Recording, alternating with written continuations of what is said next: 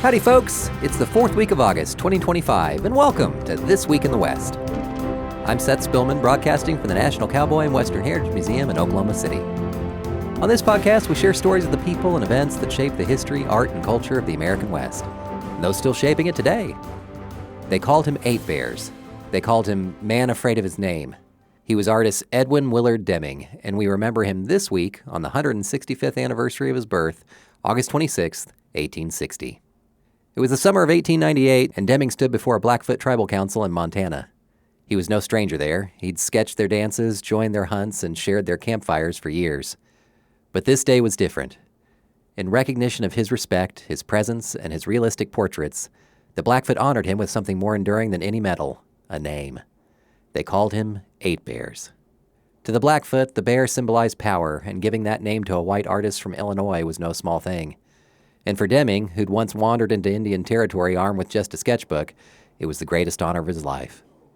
Deming was born in Ashland, Ohio, but soon his family moved west to Illinois, and it was there, through meeting people from the Winnebago tribe, that Deming became fascinated with native people. With an early talent for art, they quickly became the subject of his sketches. In his teens, Deming made his first solo trip into Indian territory in present-day Oklahoma. There, he filled page after page with studies of native life, laying the foundation for a career that would combine observation, artistry, and cultural respect. He enrolled at the Art Students League in New York, and by 1884, he'd raised enough money to cross the Atlantic and study at Paris's famed Académie Julian. Upon returning home in 1885, Deming's career took an unusual turn. He painted massive cycloramas, panoramic battlefield scenes painted on cylindrical canvases, designed to immerse the viewer. It was demanding work, but it taught him the power of scale, drama, and storytelling, tools he would later use in his murals and museum pieces.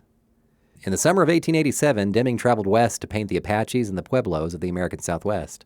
By 1890, he was with the Crow at Little Bighorn, and later the Sioux.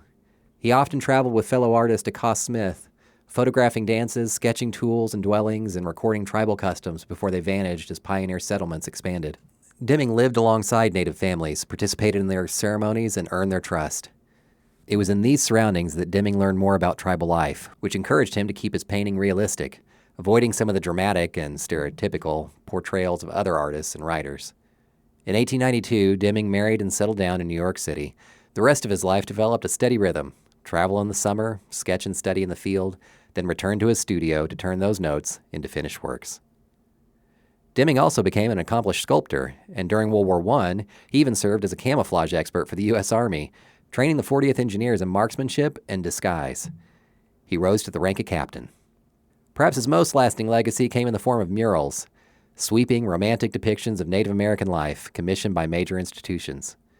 Between 1914 and 1916, Deming completed a monumental series of murals for the American Museum of Natural History's Plains Indian Hall in New York.